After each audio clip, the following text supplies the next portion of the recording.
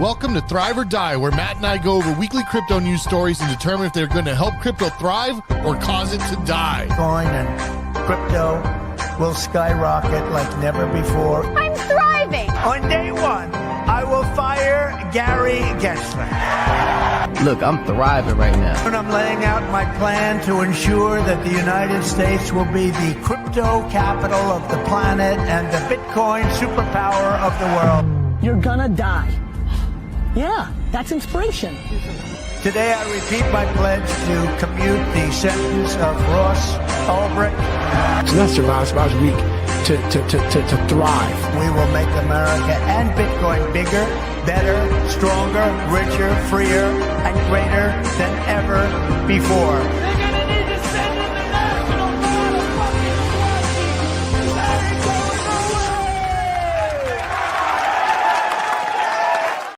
Ladies and gentlemen, bro, I love that beat. You don't understand. When I found that beat, I was like, I'm gonna do something fucking epic with this. I'm gonna do something epic with it. And yeah, man, you were like, yo, let's do an intro. And I was like, I got the perfect one. You got it. And we did it. So here we are, man. It's LOR3LORD and Magic Matt in the building for another episode of Thrive or Die, where we find out, is this going to thrive or is it going to die? Is it good for crypto? Is it bad for crypto? We got a lot of topics to cover, man. But first of all, Matt, how the hell are you, G? I'm doing pretty good. I like doing this on Tuesday at 7 p.m. You know, you get older and 8 p.m. starts to feel a little late. And I know Thursday is a special night with you and your wife, so we didn't want to infringe on that. Well, But Tuesday's a good day. Me and my wife are changing Thursdays to Fridays. What? Yeah. But Thursday's party night. We already established this. Well, here's the thing. So my wife will rarely ever allow me to like get away with not spending time with her. Like it's a staple, man. Me and her have a thing, and it is. But my friends at All of Us Radio, Eddie and Brett, are like, yo, let's do it. Let's run it back. And so I'm like, yeah,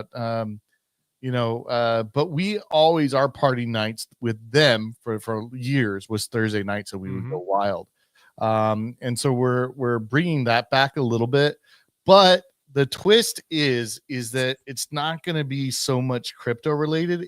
These guys are going to try to teach me stocks and bonds and shorting and like, yeah, look, you're bored already. No, I mean, what market closes at 5 p.m.? Yeah, 4:30 p.m. Well, here's the thing that I'm curious about, that I think I'm going to have did I already install okay.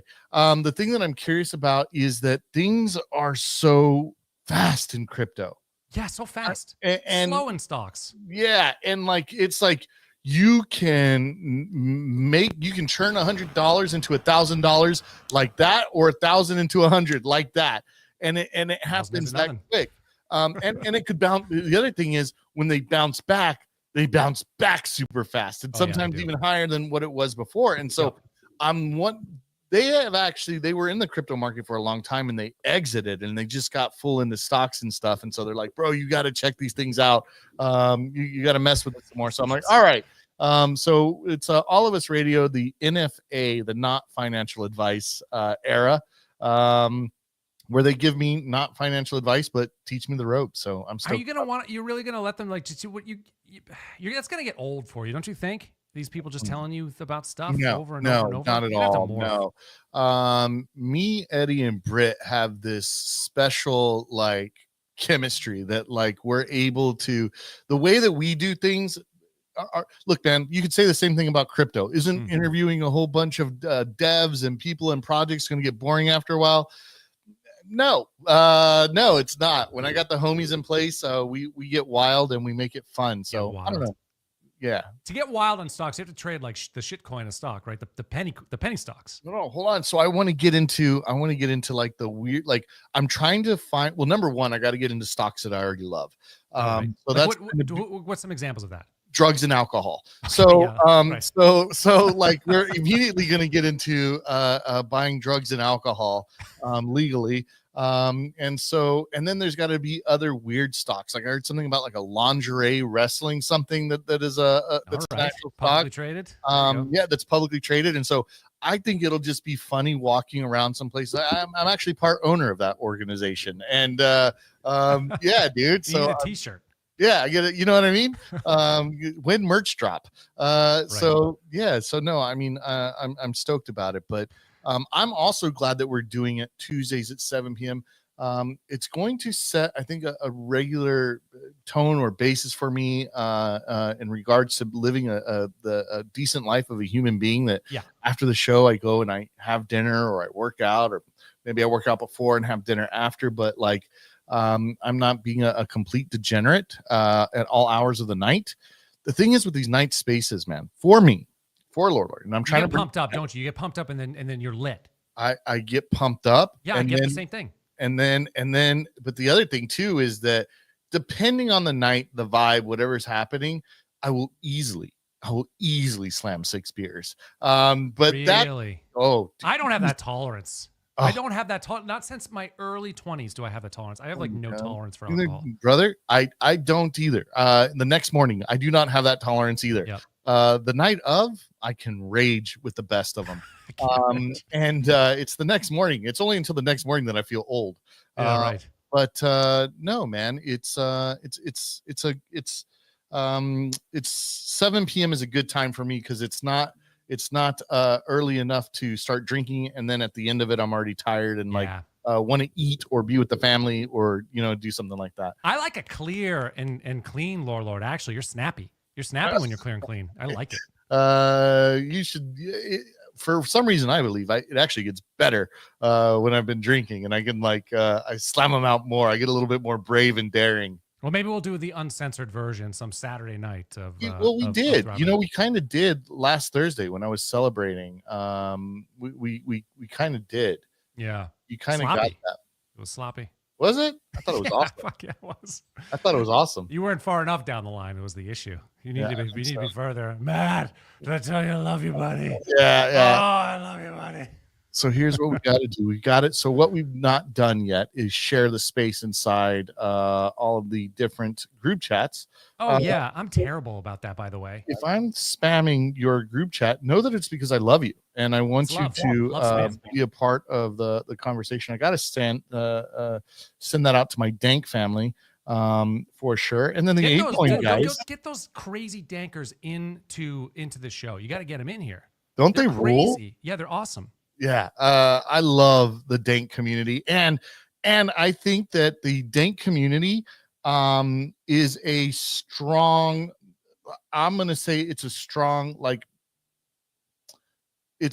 community that goes against everything that we're going to talk about tonight. I mean, these guys have really raised the flag when it comes to fuck crypto Twitter because they are sick of this type of stuff. They are.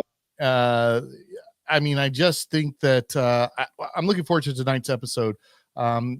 Because these guys stand on the opposite end of all of that. They're against the hypey.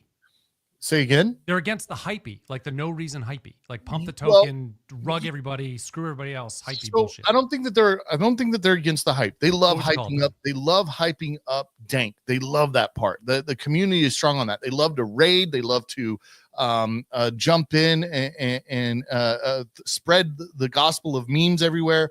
So I think they love the hype. What they hate is these folks that are get in way before the contract address is announced. They jump on their stage and say, "Oh, I just bought XYZ." Yeah. Watch it pump and then take all their fucking money. Yeah. And they're tired of these spokespeople. They're tired of these KOLs. They're tired of you know what else they're tired? They're tired of not fucking winning, bro.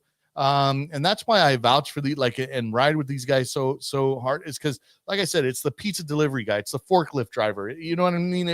It's the guy that works at Walmart, it's the plug. But it's guys that are tired of seeing these things happen. And when they have such a strong belief in something, and the strong belief for them is memes, and I rock with that as well. So, yeah, man, that's my dank rant for right now. No, I'm into it. It's a blue collar of crypto. I mean, I think that there's a lot of crypto. That's fucking brilliant, right? Matt. I associate that with builders too. It's the builders who are just getting in there, getting shit done, launching stuff, deploying, launching. They want to see their thing happen. They want to just get it out there. It's like the head down, the head down workers, kind of unsung heroes, a lot of them of crypto. So I can see that. And then you sent me that that meme video from, what was it? It wasn't Eat Denver. It was it was Token 2049. Yeah, right, exactly. That was a great breakdown too of what makes a amazing meme coin amazing. Like, I really liked that talk. And part of the things that hit me were it's like the little guy versus the big guy. That's the type of community it is. It's David and Goliath a lot of times. It's like us against the world. It's like us pushing back against the man. And I like that sentiment and mentality, and I think you definitely find it in the Dan community for sure. Yeah. Let me know when you're done spamming all your friends. Yeah, no, man. We're there. We are done. Wait, did I? Yes. Okay, good. Got that group. Okay, I just wanted to make sure that I hit all the all the comments here. I'm into it because I've been bad at promoting this so far. I'm actually gonna hopefully I'm gonna get some clips done off of this one too, so we can start pushing our content, because we got some nice repartee. We got some good conversations going on. It'd be nice to show the world about that, so that they can want to come to one of the live shows. So hopefully I can start do it some of the. I'm going to look into the clips after this. Going to use some Opus clips, some AI generated clips, see how well it does, so that we have those for this week. The other thing that I want to do though is I kind of feel like doing spaces too. I really like doing spaces. Live stream. I've done a ton of live stream content for years, 4 or 5 years now, just a lot. I've been on air and live on video a lot the last 5 years, but for some reason, I'm like more comfortable on spaces now. I feel freer when you don't see me. When I just get to like hit it, I feel less free. See, I think for me, that's the feeling that I used to get. And I think now that I feel more free on video, because I have so many more capabilities. It's true. To be able to like show whatever it is that we're talking about, to be able to show video to. So I don't know. I really like that aspect of it. And I think that doing spaces for years, and I mean literal years, and sometimes 4 days a week, sometimes 2 times a day, it would I don't know, like I played that game for a long time, and now I'm super interested in breaking the video and seeing what's going on with there. I get it, because you're exactly right. We have a lot more capabilities on video. We can show a bunch of stuff. We're not going to show any naked stuff today, are we? I mean, maybe you won't. You know what I mean? Well, because we definitely have a topic on that today. But so I definitely agree. I have a production mindset too, and I like to show. I like that aspect of video. You can show a bunch of stuff where on spaces the technology just isn't there, so that it makes it easy to show people stuff. Even playing clips and stuff. It's not easy to do with spaces. But I do come from podcasting first, right? So you can kind of just like close your eyes and fucking go, which I really do like. Speaking of clips and showing videos, I have an opener, and I'm glad you didn't see it yet. Okay, you have an opener, but I also have some questions for you. Maybe I can go through the questions first before we start with the opener. Yeah. Okay. So Thrive or Die is our theme, and I just wanted to ask you your general idea and sentiment about the crypto ecosystem right now, and with some specific questions. And I love it. Let's go with the first one, and these are general questions, but I wanted to do a check-in about the general sentiment of crypto anyway. So here we are. That's the preface. So are we doing the state of crypto? Kind of, but we should make that a thing. State of crypto. Yeah, a show like once a year where we talk about, like, instead of the State of the Union, the state of crypto, and we like go and hashtag through all the different things that are going on. But please, that's a great idea. We should do it. I'm in. Cool. I'm in. Yeah. Okay. So first question. This is just, like I said, general questions. Do you think Bitcoin has peaked? And what by that, like the question I'm asking is, Bitcoin thrive or die from this point on in the cycle? Man, that's a tough question, because it's something I've been asking myself. But I think thrive, and I think that we've hit a low point. I think that we have one more giant pump. And that's from the LOR3LORD analysis of a chart, which is horrible analysis. I don't know. I just go, it looks like it goes up twice and then down. And I don't feel like I saw the second major pump. And so I think that we need just one more. And I think we see that. But I also predict there's going to be black swan events. after that are larger than what we're looking at and talking about today. But I see an opportunity where we can see 125 for BTC. That's kind of what I think, and it could even go higher. And I think that all depends on crazy enough, as sad as it is, I think it depends on what some of these nations do, specifically the US. I mean, we see what happens with Argentina. That's bearish. And then unless he turns it around, and let me tell you what, it wouldn't be difficult to do if they decide to go that route. But again, whatever policies happen here in the US, there could be something that comes out tremendously bullish and it just sends it skyrocketing. And it might be, when it happens that time, I think it's going to be for a very short period of time. If we experience another major pump, for me, I think that that's the time to collect your chips. You're out. Yeah, collect the chips and hang on the sidelines. Collect those chips, and I would say even wait, instead of dollar cost averaging down or up or anywhere you want to see it. I would say wait for the big giant. But wait for the big giant black swan event that is sure to happen. That happens every cycle, and capitalize on that. Okay, so you say thrive, but just basically one more. I'm imagining too, your predictions have gone down since before the bull market, right? 125 probably wasn't your prediction at the beginning of the bull, was it? Nah, man. I would say that I was probably closer to 150, 175. That's exactly where I was, 150 to 175 for this cycle. You knew it wasn't going to be 3x its last peak, because the cycles keep getting smaller and smaller exponentially. So I wasn't thinking it was going to hit over 200K this time. So I figured somewhere around 150 or 175. So do you want to know my opinion on this? Yes, and I want to call Bitcoin at anywhere between 58 and 70. 58 and 70 what? 70K. I think it goes that low. Oh, as the low. Yeah, probably to the last high. Yeah, probably around 70. And that's kind of where I would think it would go to. Maybe a candle down or something. Right. Briefly, but yeah, something like that. But this is a hard one. Have money aside in case it hits 30. Yeah, you got it right. I don't know. It's not doing that. I don't think it's doing that. But And people didn't think it would get to 13 the last time. oh, I thought it was going to be 6. Okay. Yeah, but it didn't. 13 was low enough, I guess. But this is a hard one for me because whenever I hear a lot of bearish sentiment in the market, the opposite is usually true of what happens. It's like that's just kind of the scenario, and it feels very bearish. Crypto Twitter feels very bearish lately, and rightfully so. You see, like all the markets tanking. We need to talk about Solana today and that bloodbath as well.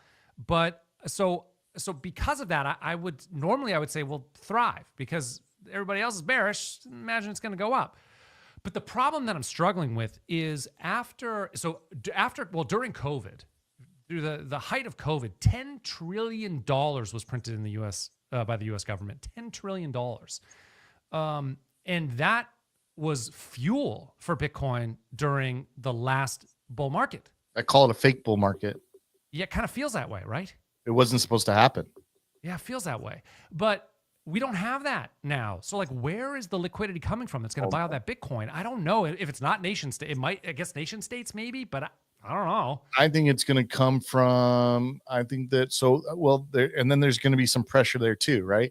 Federal workers are going to be out of jobs. There's a lot of them. So but I think other industries thrive. And I think that you're potentially, I don't know what these guys are going to do. Like I see them, we found this much money was going here and this much money was going there. And I'm hearing all that. Okay. But does that, I love that you love all that, Matt, but does that mean that your taxes are going to be lower? Yeah. That's my question is okay, great. You're saving is all that money going straight to Daddy Elon? Well, no, it's not going to Elon. He can't. No, it's not going to Elon because they would be tracked. And that would be crazy. It would be so stupid. He's not that stupid. Plus, the dude has so much money. Like he sleeps in a trailer. He has so. Who needs more money when you have so much money? You know what I mean? He has $100 billion. It doesn't even matter. That's why he's such a philanthropist. Wait. He puts all his money in. No, I don't care. He doesn't have to give to charities. I'd rather he didn't. He puts all of his money into his companies and employs tens of thousands of people because of it. I don't want him to give it to charities. Those charities will just waste it. They'll just do a bad job. They'll do good stuff with it. Charities do good stuff. So anyway, let me get back to this thing. So I say die. I mean, I think what happens is it probably hits 109 again, 110 again, but I don't think we have another leg up with Bitcoin. I hope I'm wrong. I'd love to hit that 150, 170, 175. I hope I'm wrong. I just don't know where that money's coming from. So I say die. You say thrive. That's where we're at here. Thrive for, a short period and then short period. Yeah. Well, I hope you're right. I mean, I'm we have one more optimistic in pump. general about crypto. Yeah. Okay, that's the second question. Will there be an alt season, or are alts thrive or die this bull market? Nah, man. I'm sorry. All that funding has gone to meme coins. That's where you're at now. Like, That's an alt though. That's the I just mean the greater well, I don't altcoin consider it community. an alt. I You don't? consider nope. I consider it its own class. The things that I consider alts are like ADA. I mean, I'd have to pull up the chart, but what Do I you mean think is, Ethereum too and Solana, Yeah, all those are alts? Well, yeah, but I absolutely. think all the meme coins are too. But okay, all right. okay. Well, so if the question, if you're going to include it, I would say no to the alts, to the what I would call the legacy alts. Yeah. Okay. And I would say I think that regardless of everything going on in the market, there's folks that they're like, I still want to make one more big chunk of change before I get out of here. Yeah. So I think meme coins are going to soar. Yeah, I think you're probably right. But what does that mean then for Ethereum? You think Ethereum not going to hit its all-time high? I mean, it hasn't. It didn't. No. What was its all-time high last? No, and here's why. We've been saying ETH to 10K since the last bull. Yeah, I didn't think that was going to happen. I thought maybe 6 to 8. Okay, but it hasn't even met the all-time highs of last year. It hasn't. Of last bull. Right, that's what I mean. What was it last bull was like 40 something, 45? 42, yeah, maybe 45, maybe something like that, right? 44, I think. We can call it in the middle. Somewhere in the middle of the 4,000s, but what's the high so far? 36? That's not good, bro. I know, I think because here's why I'm actually thrive on Ethereum, on ETH, is because number one, again, the bearish sentiment around everybody thinks ETH is dead. Like that's what people say all the time. But there is liquidity. Like the ETFs have not even started advertising their Ethereum yet. Their Ethereum ETFs, BlackRock, Fidelity, they're not advertising it. Because I think what they're waiting to do is get staking through so they can start staking all their all the ETH they've sucked up for the ETFs. And once they do, they're going to start marketing it. And I think that pumps ETH. So I think that's what's going to happen. I think we're going to hit, I don't know that we'll hit 6 or I don't know that we'll hit, I'm bullish to 6 for Ethereum. You don't think so? No, it's too late. A lot of money in those ETFs. They should have hit this 60 days ago, 90 days ago. I agree. It's late. It's late, but it's late. But it could, the bull market was really supposed to be to the fall of 2025. I agree it's late, but maybe even it extends it a little bit into Q1 of 2026. I don't know, but if it does, it's going to have to be the last bit of pump that I'm talking about. Pump. That's where it's going to have to happen. Yeah. Because I can't see a world where Bitcoin is down and ETH is like raging. That I can't conceive that, but usually that's what happens. Right, it's Bitcoin first, and then ETH and the rest of the alts go after that. And it closes the gap. Yeah, and so I'm, in my opinion, it's they're very late in doing it. Very late. And if it happens, it's going to happen in that last tinker of a pump that we get, and when that happens, it's got to be all money out. Yeah. Yeah, we'll see. I think I'm optimistic, so I would say bullish. So I would say thrive for ETH. I do think Bitcoin has peaked, which is all right. 109. That's fucking awesome. It's fucking awesome. Like, great. Good job, Bitcoin. Good job, world. But okay, so it sounds like we're opposites on both, which is kind of what I'm gathering kind of happens on this godforsaken show. All right, so those are my questions. I just wanted to gauge like a kind of a market sentiment from you, and yeah, it sounds like we're on opposite, but I understand your rationale and your reasoning, and I don't disagree with it at all. I just think there are some mitigating factors on both sides. That's how I would say it. I love it, bro. Yeah, I love And it. we're gonna find out. I We're mean, gonna find out. So I know you want to this play a video, year. but I also wanted to ask you about your money cap. Should I know what your money bags cap? Should I know what that is? Well, yes, probably. Probably shelter. But number one, this is the Eddie Money's money cap. Again, my all of us radio co-host. This is his they call him Eddie Money's. And what he did is he just took the emoji from Twitter and made it a fucking hat, and I love it. It's pretty awesome, actually. It's a like, really cool hat. got money on my mind. You know what I mean? I thought Eddie Money, though. I was immediately thinking, "Baby, hold on to Yeah, me." I know. When you put it in YouTube, that comes up That's a right. lot, and then a bunch of other fake Eddie Monies. Yeah, whatever will be, will be. All right. Do you want to play this video? I'll add it to the Would stage. love to. So, so shout out, fucking Michael, dude. I love him. And I see prank calls like this all the time, and I love it. And I just thought that this was a great show opener. Okay, so can you just confirm with myself the last time you logged in to your Coinbase account?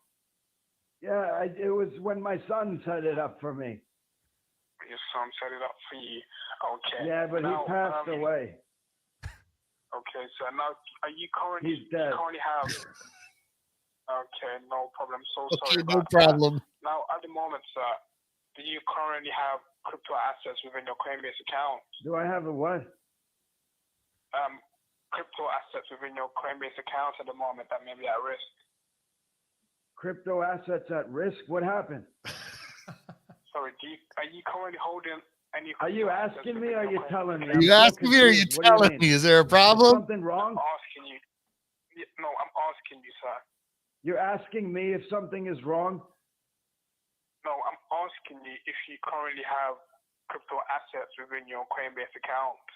Yeah, I have them written down here. I told Thomas I have these numbers here in my notepad. Yeah. Okay, no problem. Just give me a moment. Because I had it written down here on my notepad. It was Have you, first of all, have you gotten these calls? 76. No. Is there What? I should have tried to pause it quicker, but I'm getting these calls, man, that say that they're from Coinbase text. You're getting these calls? 100%, and text messages, and all kinds of wild stuff. And so, I'm getting it a lot. So let's see what he says here. I didn't even finish this call. I saw part of it and I was like, that's it, saving it for the show. Want honest reaction. there? I can't say this word. It says if there Ethereum. it's 76.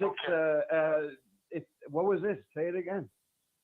Ethereum. Now, sir, do you Yeah, remember the last 76 recorded- Ethereum, and it says also 347 Litecoin. Wait a minute, though. Wait a minute. And What is this a prank call or not? 174, Yeah, Bitcoin. dude, this is the guy. So the guy calls Michael. All right, and Michael K is like, let me fuck with this guy. Oh, okay. So now this he's is a got scam artist calling Michael. The scam artist on the line is like, this motherfucker's got 76 ETH, a Yeah, whole yeah. bunch of Litecoin. Like, Yeah. I'm gonna milk him. You know what I mean? Yeah. Coin. There you go, Michael. 174 Bitcoin. Nice spelling there. Sorry? Skillins. What? Sorry, sir. Can I take your name, please? Can I just ask you on speaker at the moment? Yeah, I'm on speaker because I'm hard of hearing. I can't hear it when it's on the regular phone call. Yeah, I understand. What is your name, sir? Richard. That's pretty good. Props to Michael. Yeah, dude. Really awesome. Awesome job there.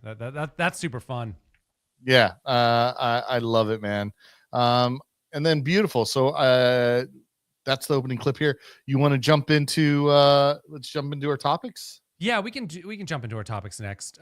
There's it feels like there's just a few things that have kind of taken over crypto Twitter this week in the last few days, and I think this. You want to talk about this this Malay sort of token rug situation? Is that the first one? Looks like that's what we're doing first. So, how much do you know about the situation? More than I care to. All right. Well, do you want me to? I can break it down. Break it down. All right, let's do that. So it's a little bit of a story, but like, so this is the rise and fall of the Libra token, right? So Hayden Davis. Let's start with this. Hayden Davis is the guy on the left hand side in the glasses, right? Yeah. No. Isn't Hayden the white guy?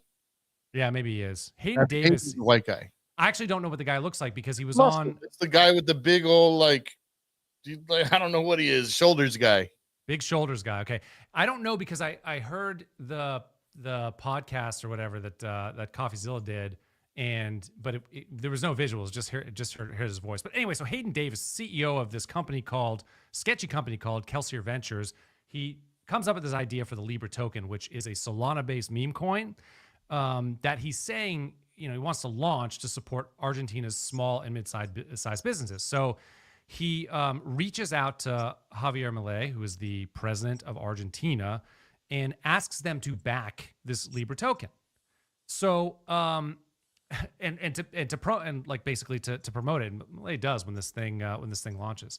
So Davis's team though, so when they launch this token, they engage in sniping, which is basically, since they know that the token is launching, to gain liquidity, they buy a bunch of these tokens.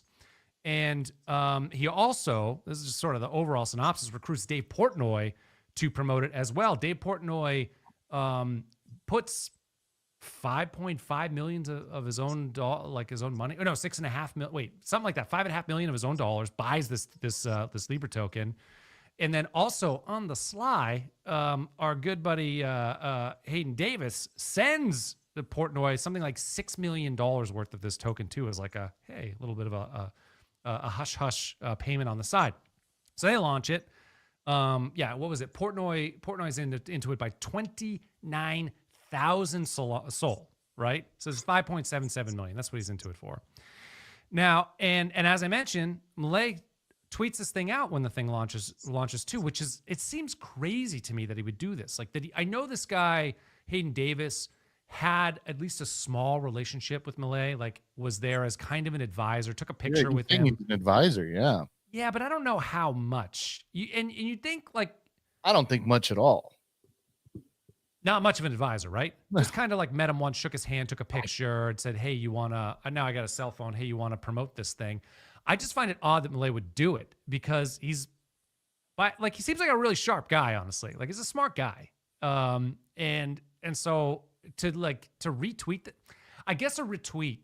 If you're not thinking about it, you just sort of retweet. Maybe you promised it. Hey, can I get this? Can you retweet this? This will be good for businesses in Argentina.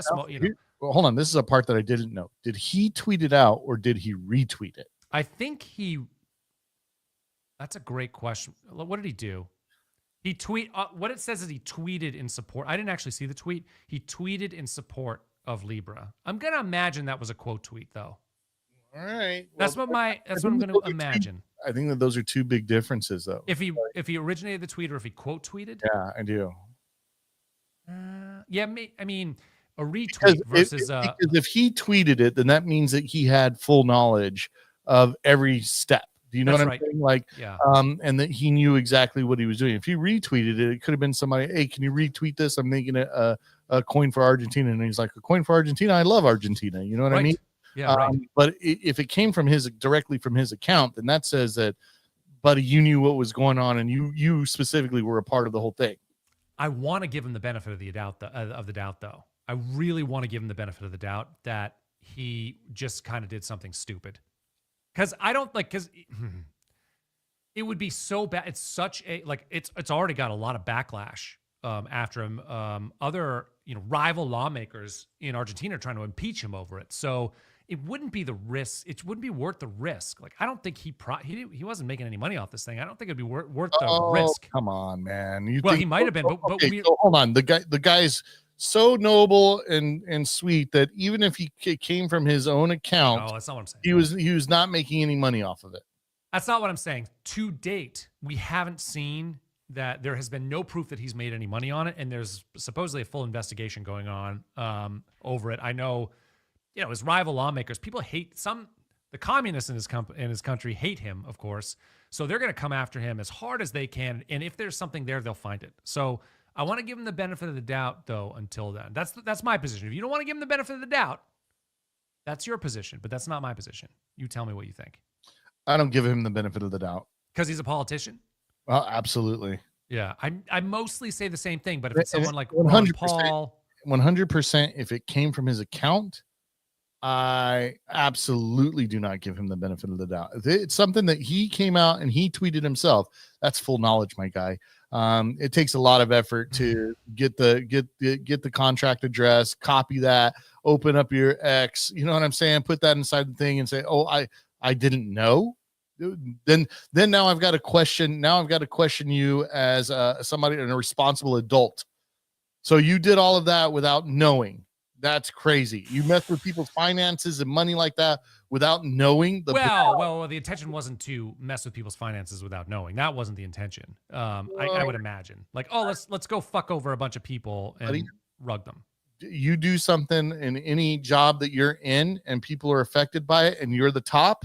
That's where the blame is going to go. I do hear you. The buck stops with him, and so I get what you're saying on this, and I understand your perspective on this too, because normally I would not give the benefit of the doubt to any politician. He's a little bit of an anomaly for me. I just know a bit about him, his background, things that at least I think he stands for. So I'm willing to give him a little bit more of the benefit of the doubt. But you could be 100% right. Usually 99.97% of the time I would agree with you and not give any politician the benefit of the doubt. I don't care what the investigation says. I don't care what the media says. I don't care listen what to you. Out of it, any of it says. The buck stops with him, and I put it on him.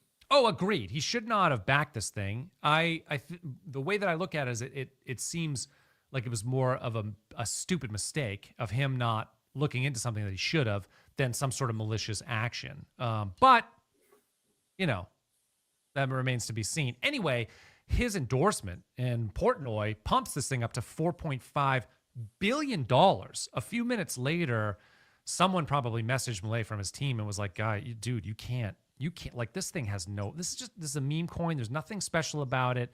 It's owned by a small fraction of people who are getting rich off this thing. You need to pull your support. So he deletes his tweet. And then the thing crashes by 90%, dude. 90% from 4.5 billion to something like 300 million. Crazy action in a very short amount of time. So I want to jump into it with the Portnoy thing. Is that furthermore, Hayden, and this is not Hayden. Hayden is definitely the white guy with the shoulders. You say I don't know what he looks like. Yeah. But well, here that's an easy. Bring it up. Let me see these shoulders. Are they broad? You want to jump in about Torque? I have some more stuff to say. Do you want to jump in about Portnoy in a minute? Okay, you're looking for your thing. All right. So aftermath of this, though, is come to find out, Hayden Davis is in control of a wallet that holds $100 million worth of this Libra token. Oh yeah, I did see it. Yeah, he's got like a small head versus his shoulders. Very strange. Well, what do I do with it when he's on with CoffeeZilla? Well, I just don't know what to do with the $100 million. Do I give it back? My family's in jeopardy. And I'm like, yeah, bro, you better allot $1 million a year for the next 100 years for a security force, because fools are going to be out here to get you, bro. Dude, he's not showing up to NFT NYC. I'll tell you that. You know what I mean? He's not showing up to a crypto conference. Anytime this guy's the most unbelievable of them all. Like, I just think he's a straight up sociopath. Like, you know, his like, listen to that CoffeeZilla interview was crazy. And I think I put a clip in there too that we can play. It is off the charts nuts.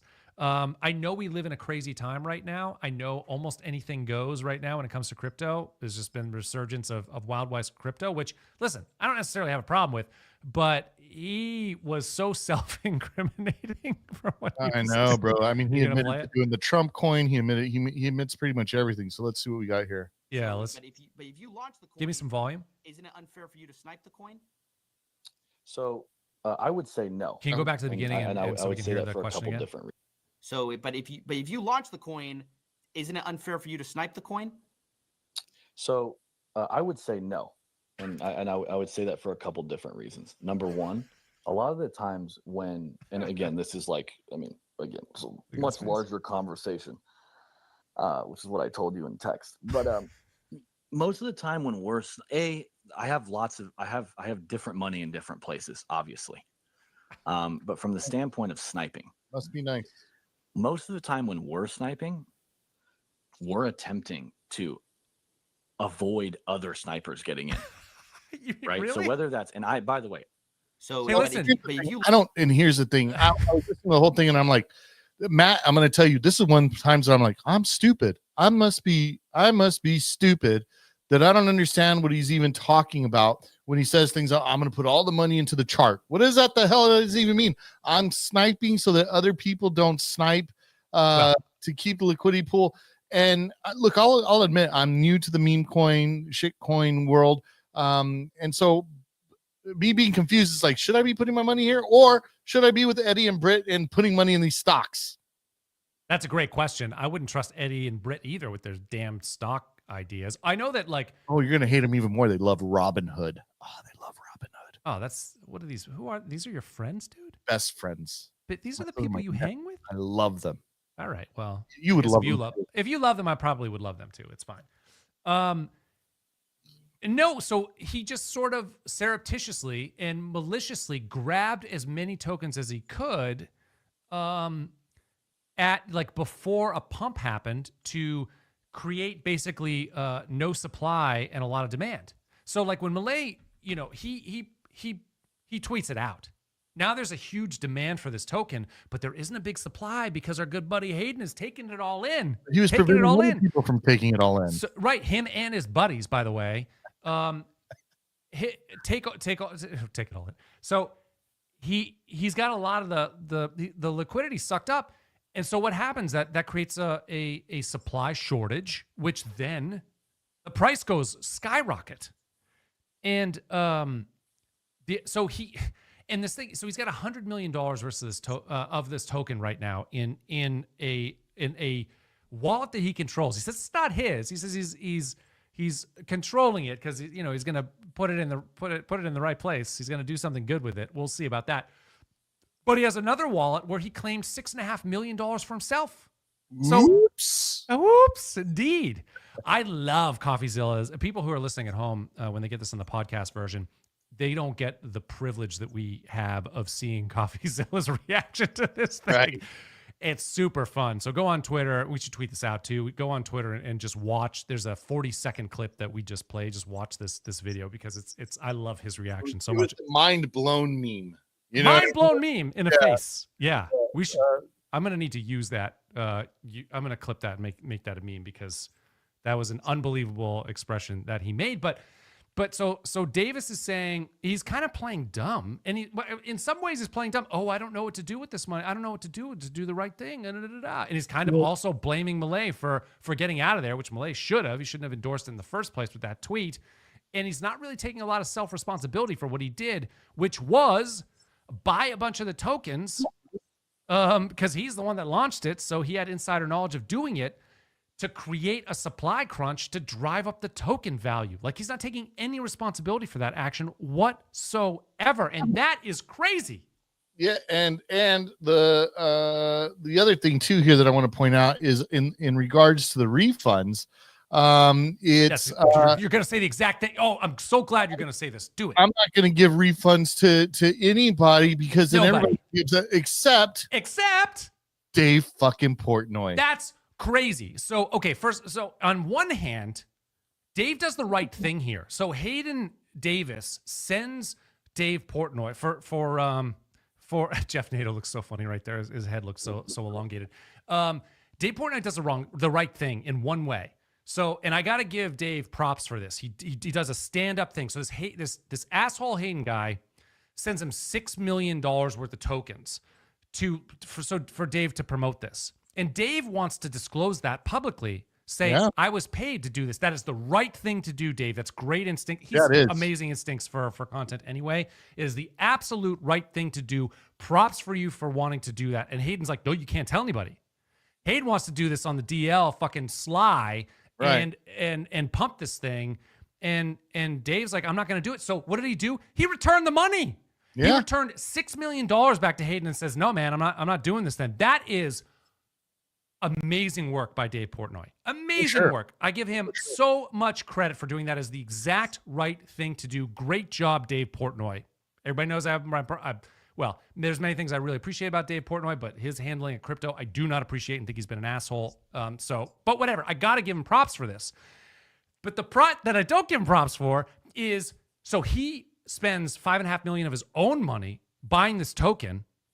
The token crashes, and Hayden makes him whole, almost whole. Gives him like $5 million back or something. Gives most of it back to like why? Here's $5 million. Here you go. But for the 90 million other percent of the people who fucking put their money in this token, who lost 90% of the value on it, all rugged, basically $4 billion gone from retail investors. Do they get made whole? No. But Dave Portnoy gets made whole? What the hell is that? Yeah, and my whole thing too is that I like Dave. I'm a Barstool fan. I like Dave too. But this idea that he's like, it's two ends. Like he's my problem here is that he's like, no crying in the casino. And then it's easy to say no crying in the casino. Wah, I lost when you're given a refund. No, my friend. If you're going to be in the trenches like that, and you're talking about being in the trenches, you lose. You got to take those losses too, bro. Yeah, why do you get special privileges, dude? Right, exactly. If we all take losses, you should have to take the loss. You should send that money back and be like, no, absolutely. Man, I did this and I lost on it, and I got to send you that money back. He needs to send that $5 million, not to Hayden, but he should make as many people whole as he possibly could. Airdrop everybody, an equal split of that money. Everybody who got screwed, who got rugged in this stupid scam token. By the way, you mentioned before, this Hayden guy was in on the Melania launch too. He pocketed, I don't know, millions of dollars off that thing that rugged everybody as well. So this guy is a habitual rug puller. And I'm surprised he has the audacity to go on live air and like talk about this and incriminate himself. It's crazy how stupid and conniving and I guess smart in some ways, or at least, I don't know, he gets in front of the right people, like to meet the Trumps, to meet Javier Milei, like somehow he gets in. So he's got some smarts, but also it's crazy. This whole thing is crazy, but just a habitual scammer. Listen. The guy could be a victim. He could be, right? He could be. He could be a victim of ETH mind control. That's good. We'll get into that in a minute too. Jeez. What crazy stories we have. I just wanted to wrap this up too. Like broader fallout stuff, as I mentioned before, Milei is under investigation. It sounds like he's fully cooperating with that investigation. He said that he would. Once again, I have a soft spot in my heart for him, so I want to give him the benefit of the doubt. But we'll see what comes of it. Maybe he gets impeached over it. Dave he does an amazing thing and then does a shitty thing, all in the same 30 seconds. And who knows what's going to happen to this hate. He's an American guy. Davis is an American. Like he's got a Delaware corporation. It's him and his dad and his brother in the corporation, so that's all sketchy too. I don't know, this whole thing. And actually, they took down all their website and all the details about him. I think they're in hiding. It's a real sketchy situation. I wonder if like the DOJ goes after him or something, because that's 2 in a row. Like how many billions are you going to rug pull people? Melania lost 10, 15 billion dollars, something like that. Now this one, 4 billion. How many billion do you get to scam from the people before you have to pay the pipers? My question to you, Lord. Well, my question is, if you help launch the president wife's coin, do you really think that the president is going to bring the DOJ after you? Okay, that's a fair point too. That's a fair point. Sounds like he's pretty safe to me. 100 million in the bank, enough to get security. You've already got the president in the pocket. Yeah, I mean, so what? I think this is all a show. If I'm being honest, I don't know what I'm going to do. I don't know what's going to happen to my family, and you're probably going to be fine with the 100 million. You're probably not going to face any criminal prosecution, and I think that you're just very, very rich now. And it is a whole new world right now. When you got Ross Ulbricht going to prison, double life sentence, and these scam artists, just skating by doing their own thing.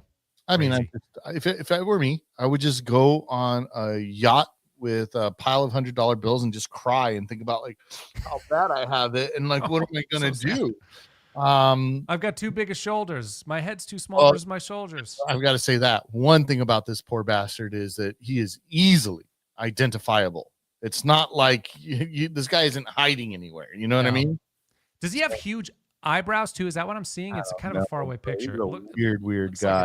like these giant. Those things will keep going too. They'll start Yeah, extend that, past his I face. thought that was my. Oh, that is not something on my computer. That's his brow, right? That would be wild if it is. I hope it's his brow. It's gotta Please, be his hair, man. please let it be his brow. Beautiful, man. Well, good wrap up on it. I'm disappointed in Dave unless he does something like an airdrop for his jail stool holders. I think I'd be okay with that. And this guy, you know what I will say about this guy is that there's an easy out for him. And it's not an easy out, it's still difficult. But what if you just did a partial refund to every single holder and buyer? And it doesn't even have to be much. If you did 20, I don't know how many holders there were, but if you did 20, 30, $50 to every holder, you would be able to walk away saying, look, man, the whole thing got messed up. I made sure that it wasn't what everybody put in, but I made sure everybody got some money back. And that's bigger than what anybody else who has been, accused of rugging has ever done for anybody in this space. I think you should build a statue of me. That's what I think. And then through that, by doing that, what he could do is change the community sentiment about him, his role, him being one of the only people to do that type of refund. There's going to be a lot of haters, people still pissed off, but overall, people are going to feel good getting some tendies in their wallet. Disagree hard. And the reason why is because of the there's 90% of the token value is gone. So there's no way, like if you send, it's basically if you stole $1 from someone and you get 1 penny back, it's like, thanks. I mean, this is nothing. I'm going to throw that penny away. Yeah. But I don't know, man. You know what? I think with $100 million, you could find an amazing PR firm that would fix this all up for you. You have to use the entire 110 or 100 million to do it. I don't think you would. I think that they would do it for a fraction, 25 million to make it go away. Make it go away. No, he needs to change his name, move to another country. I think is probably the way that it should go, but we'll see. I don't know. Okay, great. Yeah, I think we got it. But okay, do you think that that's what's caused Solana's loss since February 14th when that thing launched? Solana has dumped 15%. Like it's been a bloodbath in Solana. Do you think that people's sentiment right now about meme tokens is so low because of all these rug pulls after rug pulls after rug pulls? Like, tell me what you think here. Yeah. I mean, I do. I think that it's bearish overall. I think it's bearish overall. I think fucking this guy is gonna you're going to die for that. Yeah, dude, I do. I think it's bearish overall. I think that a lot of people, I think what this did is it made a lot of people cautious, like, oh, I better take my money out. And then also to top that out, they're seeing the downtrend of Bitcoin. Yeah. And so it's like, maybe now's my exit. But I think that there's still going to be that pump. I think that the thing is that people's attention spans in this space are so low. Pretty short. All it takes is for one more person to come out with the meme coin that everybody rallies around and it jumps up and something happens with it, that people start making profits and then putting that money back into other coins. And then the casino continues, baby. That's true. Yeah. Yeah, we'll see what happens. But I think Solana takes a hit as an ecosystem because of this, because they are the Wild West of all of this. You know, there's meme coins that launch on Ethereum too, but they don't have the same press as Solana does. It doesn't. Now, because of pump fun and all that. What are these degenerates going to do with their money, bro? I mean, what comes next? You know what I mean? Like, if we can't use these tokens to speculatively bet on things, where are these folks going to get their adrenaline rush? Because guess what? You and I talked about it already. The stocks are going to be too slow. And it's not going to be enough profit. And it's going to be very boring for these ADHD, Adderall fueled degenerates who are ready to pump and have fun. It's going to come back. It's going to come back out of boredom, out of pure boredom. Yeah, but even casino, you're right. It's just the question is whether the liquidity is there. If people have enough money to gamble. Oh, it's there. People are extracting and putting it on the sidelines right now. They're waiting for the savior, whatever that savior is. I think it's Dank. I think everybody should buy Dank. I think you can get dank Yeah. dreams. And because it combats, it's the antithesis to all this nonsense. It's a bunch of dedicated holders who just want to be in the system and to win. It is saying fuck the KOLs, fuck crypto Twitter at large. And so I think it'll be dank. And if it's not, it's going to be something else. And those profits are eventually going to roll back into your coin of choice, whatever it is. Whatever it is. All right. Okay. So what do you want to move on to mind control? Is that interesting to you? Yes. I think it's weird. It's super weird. Buddy, I am a conspiracy theorist. Like, why would you, so he burnt something like 5 million in tokens and then spent like 6.5 million in tokens, right? In order to send these messages. And I wish I would have, and maybe they're in these comments, but somebody tagged me in it or I got put into it somehow, but there was somebody I who sent did this a to deep you. dive. Yes, you sure did. I did. Yeah. You sent this to me or I sent this to you? I sent this to you. I sent you the mind control, and I was like, look at this weird shit. Oh yeah. I had already. I think what had happened is I had already bookmarked it for the show. Anyway, somebody pointed out and did some research on the company and was like, yeah, they actually are involved with some type of stuff like this. So I was curious about it, and I think that what we need to do is read this here. Breaking: someone burns 500 ETH. $1.4 million by sending it to a blank address and wrote the following message. The bosses of Quande Investment, Feng Zhen, and Zhu Yuzi, I don't know, use brain computer weapons to persecute all company employees and former employees, and even themselves were controlled. It's mind bullets, dude. Buddy, what I could find on the guy who burnt millions of dollars and donated millions of dollars, see here. Oh, this is a lot to read. I don't know, man. My thing is that it could be severe mental illness, but I also think that when people get too close to the truth, they're labeled as severely mentally ill. Yeah, I can see that. And I don't know, man. What would drive any sane person to do that? And why would he accuse these people of that? And when I'll tell you this, I want to dig deeper into the story. I want to find out who this company is, who these people are. And I want to look into it and really, like, I love conspiracy theories. So if I can find anything that ties it, that says that these fools we're genuinely messing around in that type of space, I want to know about it, because it's not unheard of. MK Ultra is not unheard of. Oh yeah, no, that's bringing it to a new level. I could see that happening. Why wouldn't you? When you have tons of money, you're like, yo, I want a new toy. What is my new toy? Well, it's not some minds. Yeah, it's not a fucking Tesla. I'll tell you that.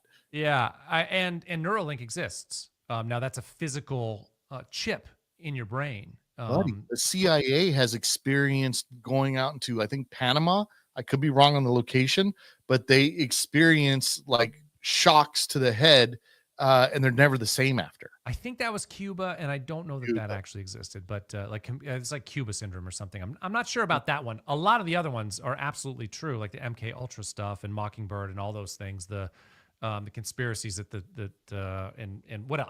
Operation Chaos, tons of them. Those all existed. I don't know about the Cuba one, but maybe it could be. Why don't you like the Cuba one? I just haven't seen that corroborated anywhere that makes sense. But it hasn't really gone past the conspiracy and into the here are all the facts in the case. Now, I will say, to be fair, I've looked into the other ones a lot more than I've looked into I think it's Cuba syndrome is what it's called. I could be wrong. If I've got the name wrong, I apologize to everybody who suffers from Cuba Gooding Jr. syndrome. Show me the money. But the other ones I've looked into a lot more, so that's why I believe it. Something happened. And it's either mental illness or it's true.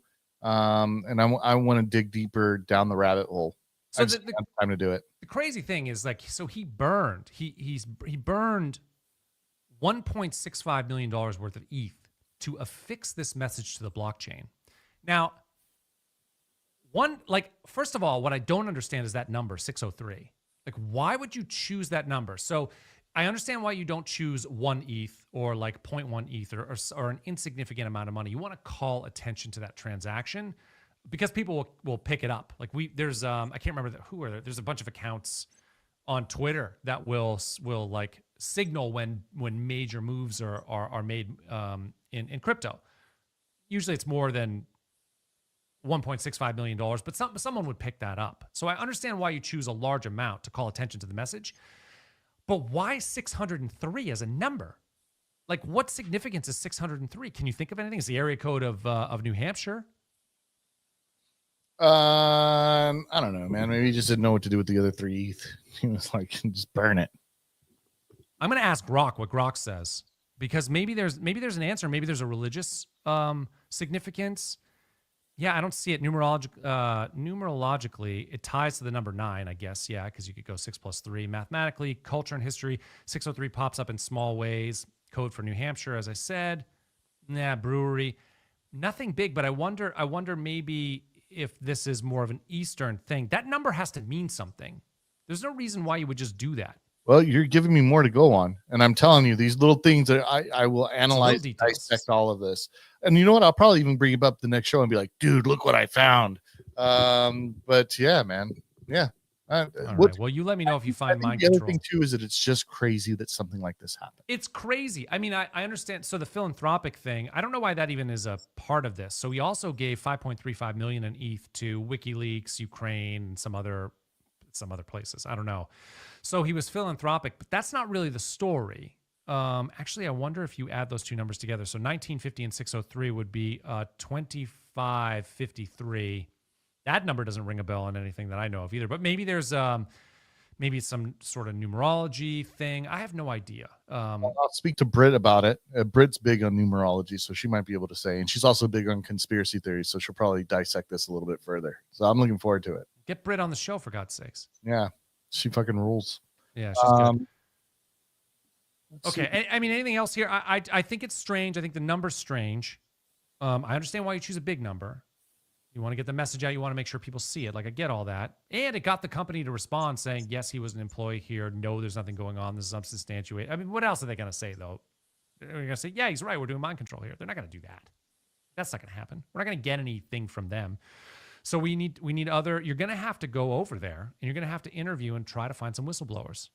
Buddy, you got to stop tempting me with those types of ideas because you think I'm kidding. And it's like, dude, if I find a sponsor that's willing to do that, yes, I would 100% call for sponsors. Yeah. Send LOR3LORD over to interview the people around Kwande, whatever company this is. Kwande's go find Kwande whistleblowers. He's what do you think? This is maybe like a $5,000 trip, don't you think? Yeah, something like that. Yeah, absolutely. Okay, listen. I would come back with something. We'll put out a wallet address. Send LOR3LORD over to research this, find whistleblowers, figure out what's going on. I'd support it too. Yeah, I'd feel obligated to find something out, man. Something, yeah, and it'd be fun. That when I talk about I want to create content full time, those are the types of things that I'm like, yes, 100%. You like the crazy shit. The crazier, the better. Dude, I have some crazy content ideas, but they've been so big, I haven't been able to pull the trigger. So big and consuming. You have somebody that's insane enough to try them. Yeah, I am insane enough to try them, but then there's other things to do. Like I'll tell you about some of my ideas offline, so that you can hear from me directly before I leave on that journey and you never see me again. Okay, anything else with this story, or are we good here? No, yeah, I think I'm good. I mean, I'm just curious. Are one of the things that you want to do is steal all the gold from Fort Knox? Jeez. Polymarket is so we'll just go back to us for a second here. But Polymarket, Polymarket odds that Fort Knox doesn't have the amount of gold that they say they do is something like 18%. But that's time boxed. Meaning 18% of the people don't think that the Doge the Doge group won't be able to prove that Fort Knox doesn't have as much gold as they say they do before June. I think it's 20th or something. So it's not a fair assessment of the actual odds. If we just did do you believe that Fort Knox has all of its reported gold. I think if you just did a poll, you would see probably a very high percentage of I would guess 73% of the people in the country, in the United States, would say, no, there's no fucking way in hell that Fort Knox has that amount of money in there. What do you think about the whole, I mean, I know a lot about Fort Knox. What do you think about this whole thing? Do you care? I mean, honestly, one, no, I don't. No, I don't. Don't care about gold at all. Two, I think it could honestly go either way. I think that it could go one, that there is not as much as they say. That's a possibility. But what if the other thing is true? What if there's more than what they say? And there was like, these dudes went to all these different foreign countries and were just raiding their gold. Just raiding them. They went to Saddam, toppled Saddam, took all his gold. And I'm sure a couple of our brave soldiers may have had a bar or two that they happened to find in their packages along the way. In which case I'm not even that upset, man. You go out there and you do war and you do all kinds of crazy shit. Sure, you should get it before the somebody from the government does. I don't have a problem with it. But I don't know. And then the other question is like, okay, let's say that they don't have it. What the hell do you do with all that gold, man? Like, who are you selling it to, or like who wants gold? It's weird to me. Tons of people. No, it's a store of value. I mean, it's our oldest known store of value, really. In I would say modern human history, which means thousands of years. It's like the oldest store of value. So plenty of people want it, just in case. It's something that you can store on hand, your own, and it's a good hedge against inflation for one thing, and just a good way to diversify. I like gold in general. Gold's a great store of value.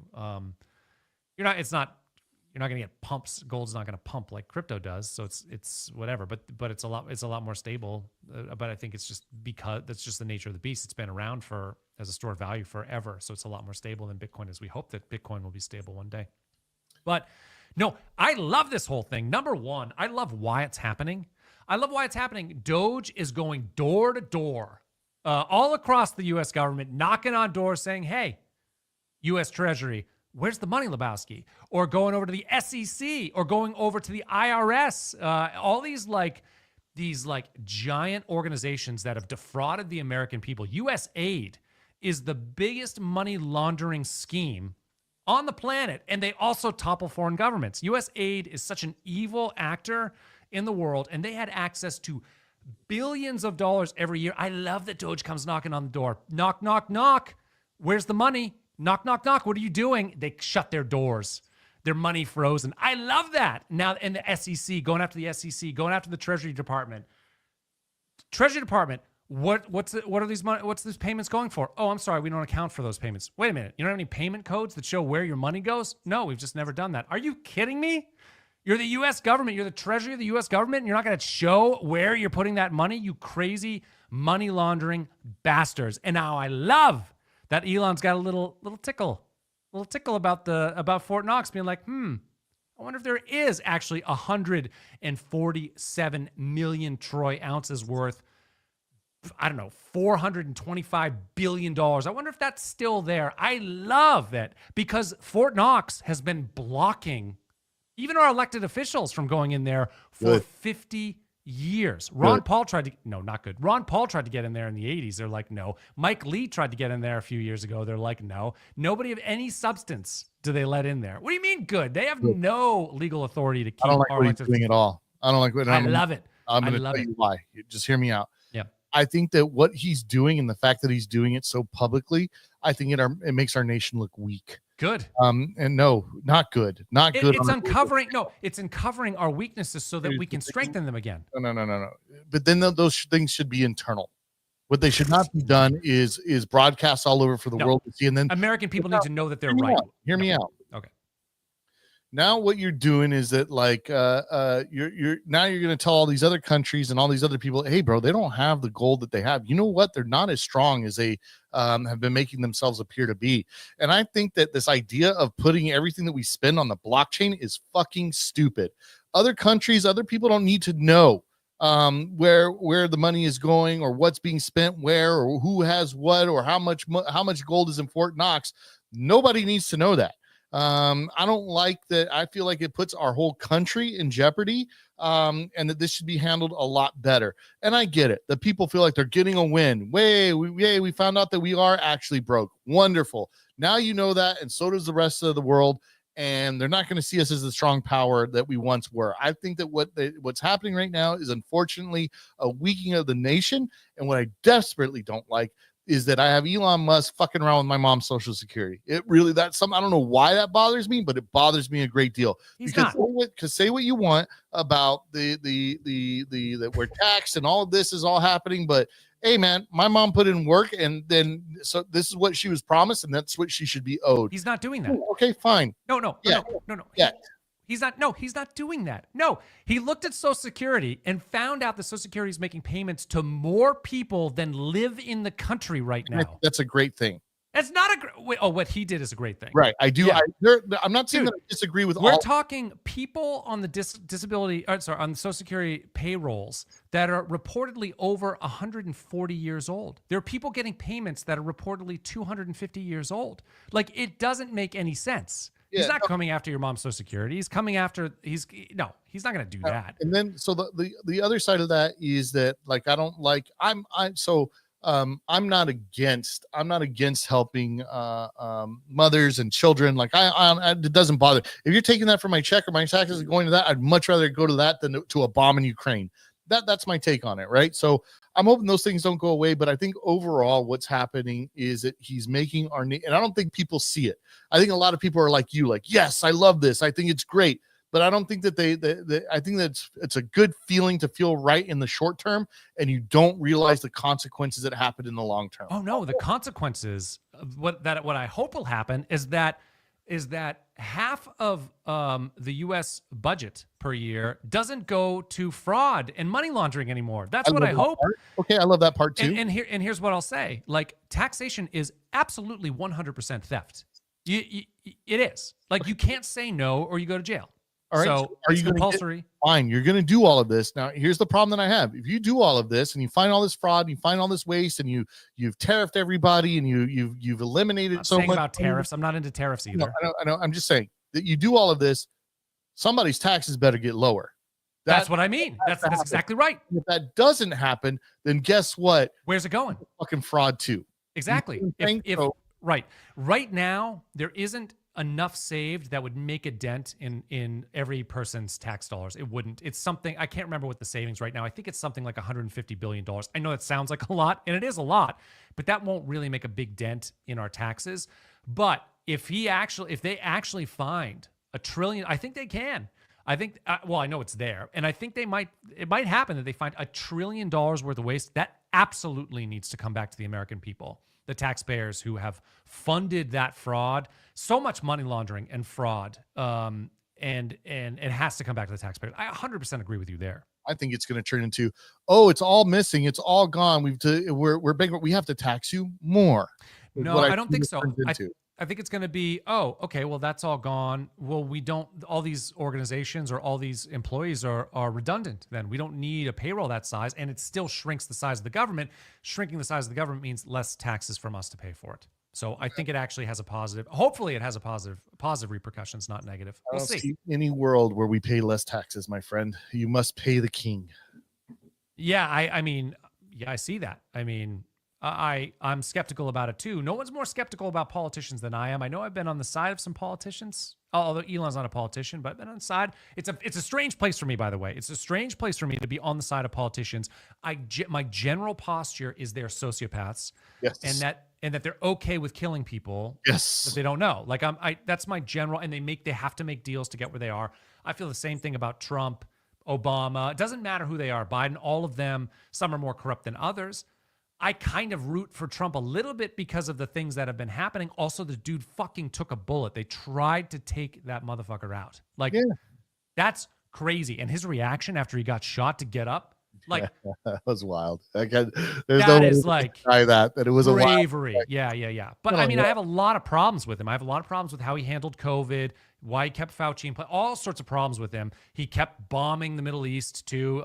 He said, the rhetoric is that he didn't start any new wars. Yeah, but he still was responsible for Ukraine getting all levered up and ready to go, and then also Saudi Arabia basically trashing Yemen and a bunch of other hot spots around the globe. He perpetuated. So I have a lot of problems with Donald Trump. I really do. The other thing too is this idea of America first, but he's talking about buying Gaza, and he's talking about buying Greenland and making Canada the 51st state. That's the other thing is I'm like, bro, you better not find all this waste and be like, oh, I'm gonna buy Greenland, buy these places. Like, no, dude, like that's not what. I don't care. I'm with you. I don't want an expansion of the empire either. I don't want anything to no, and that's not what I want to happen to Gaza either. Greenland, probably 15 million and you get Greenland, so maybe that's worth it. But no, I agree. If you're America first, right, cut everybody's taxes. Stop being the policeman of the world. Draw down our military bases, bring our military home from most places. Stop funding atrocities and bombing campaigns everywhere. Stop that. We've done a lot of damage, and we're gonna so much damage. Our bases. We're gonna still need our bases just in case these guys mess around.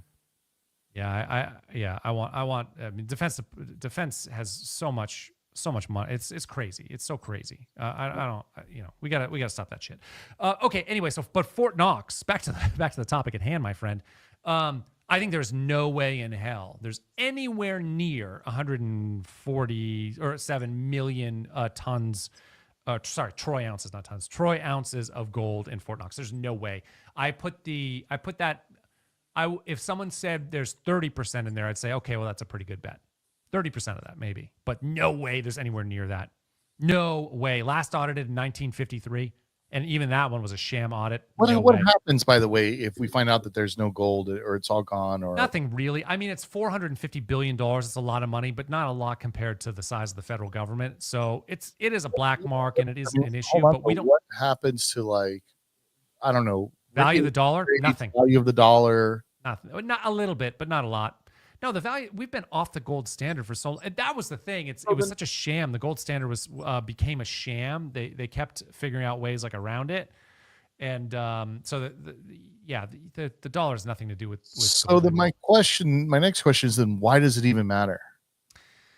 Yeah, I mean, countries keep capital reserves like that, gold, or even things like their oil fields or natural resources, et cetera, as like a hedge, a financial hedge for some, and to use in case of emergency. I don't think it's it's a lot of money, but I don't in the grand scheme of thing, we printed $10 trillion in like 2020 and 2021. So I mean, in the grand scheme of things, it's a lot of money, but it's not. So I think the impact is minimal. I just think it's like, let's just uncover the truth. Like, let's just stop lying about it. The American people don't even believe it anymore. They don't believe it. Well, we're going to find out here soon enough, man. We're going to find out. Yeah, I really love that that Elon's got a bug up his ass about this, though, and he's turning his focus. I really like, because for the first time in my life, like the general person understands the fleecing that has gone on by the government. No matter, and it doesn't matter. It's like, it doesn't matter who's in power, Republican, Democrats. That fleecing has been happening for 200 fucking years, and now for the first time in my life, the general population is talking about it and thinking about it and like looking at all this bullshit waste. I'm happy. Give me a little bit. Give me a little. Matt is definitely the Ron Swanson of the group. He's so excited and giddy right now. Slash. Yeah, man. Do you own gold? I sometimes own gold and sometimes I don't. I'm just gonna put it like that. Yeah, he's got. I do like gold. It's just, it sort of depends on where I'm at in, other investments and things. Interesting. I do like gold. I think you have gold bars buried in your yard or somewhere along the interstate with a rifle and a 30-day food supply. Well, I have Spam in the cabinet just in case. We have a lot of hurricanes here down in Florida. I don't know if you've heard. So did you know, like, we in, what was it, September, we had to evacuate. Like, we left for 7 days. We went up to way northern point of Florida, and had no power on the island here for a week. It was crazy. Man, bro, I'm sorry to hear that, man. Sounds like people lost everything there. People are losing their shirts in the market. And what I understand is a near protocol ex-manager live streamed his nudes. He lost everything. And this is nuts. see, get it? You see what Matt did there? Nuts. Did, right? Look at him. So I don't know. You're gonna have to explain this story to me because I did not read it. What are we doing here? What the hell happened here? Yeah. Oh, there it is. Oh, and another one. Yeah. Okay. I asked, so don't play the video, and I'm glad that you're showing the okay, this is fine because it's the article. So, yeah. So this is okay. The video still exists with the news. Basically, I think this was actually on Valentine's Day as well. So Andrew Carano, who was the ex-business development manager at Near Protocol.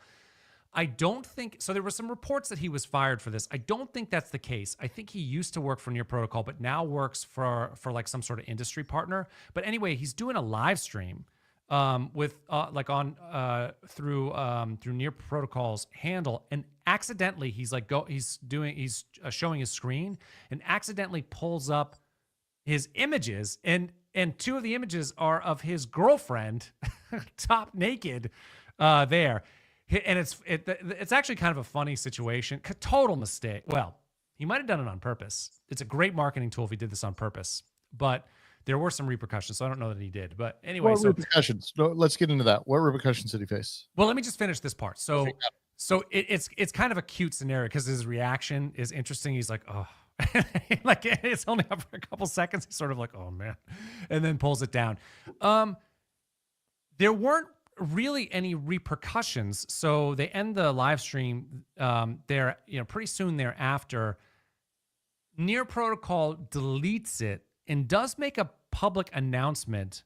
The clip goes viral on X. Everybody's talking about it. And I don't know if this has to do with it or not, but the near token price goes up like 7% because of it. So he might have actually moved the needle by doing it. And then I also saw too, so they made a statement. They were pretty good sports about it. And like I said, I don't think he was actually fired because I don't think he worked there anymore. If he does, which I don't think he does, and he was fired, that'd be the wrong move by Near Protocol. Like this got them, who talks about Near Protocol? This got them tons of attention, owned crypto Twitter for a few days. And I was looking at today, they did a live stream today, which was just this like, AMA kind of code with me live stream, one of their developers. And I watched it for a couple minutes, not because I was looking for any nudie pics or anything, but because I was interested in what would happen. I was interested because there was like 17,500 people watching this boring ass live stream.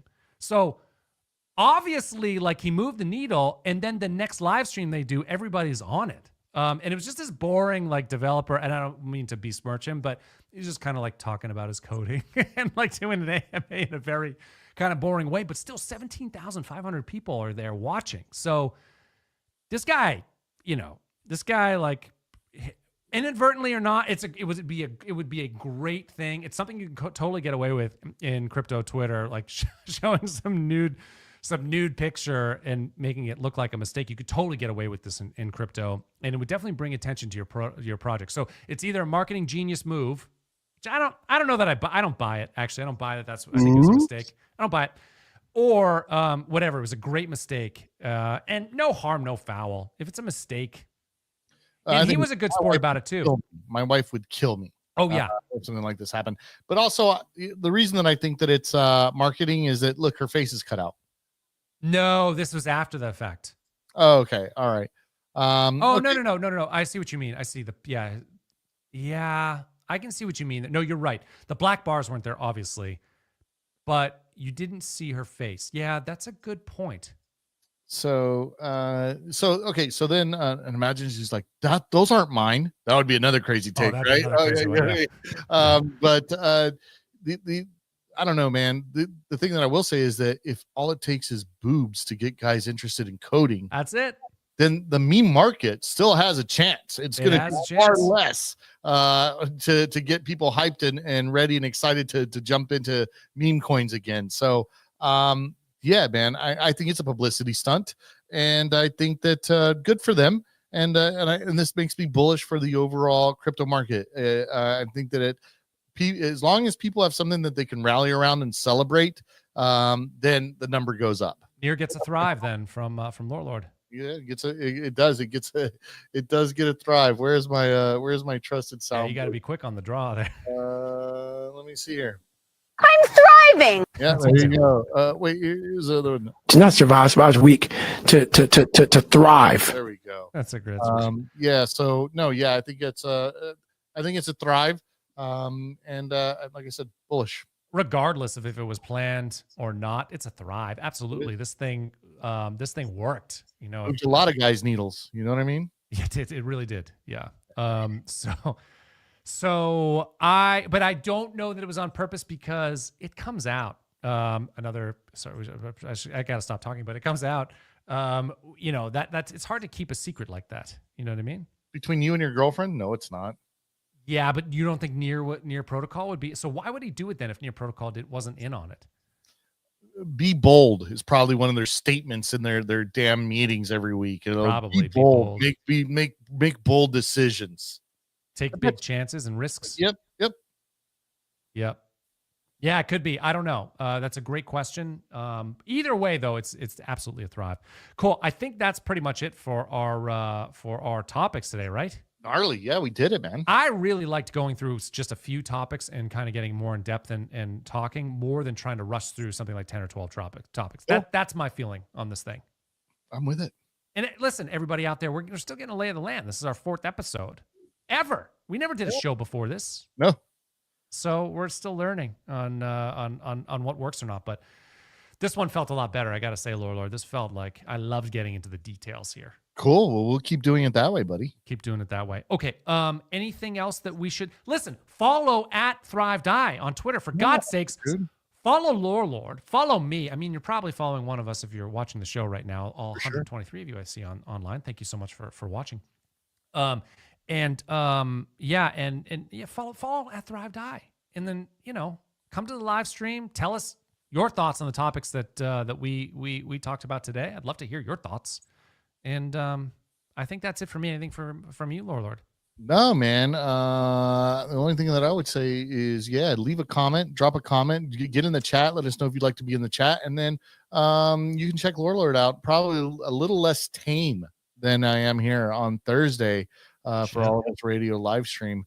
The Not Financial Advice edition, where I get not financial advice on stocks. And I'm going to be buying drugs and alcohol with my money. So I'm looking forward to that, and I hope you guys join us for that. All right. See y'all later.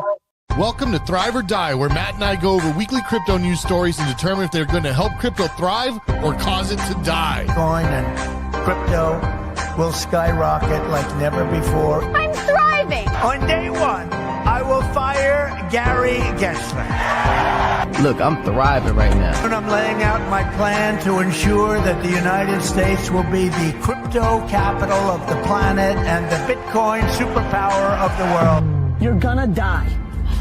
Yeah, that's inspiration. Today I repeat my pledge to commute the sentence of Ross Ulbricht. To not survive weak, to thrive. We will make America and Bitcoin bigger, better, stronger, richer, freer, and greater than ever before.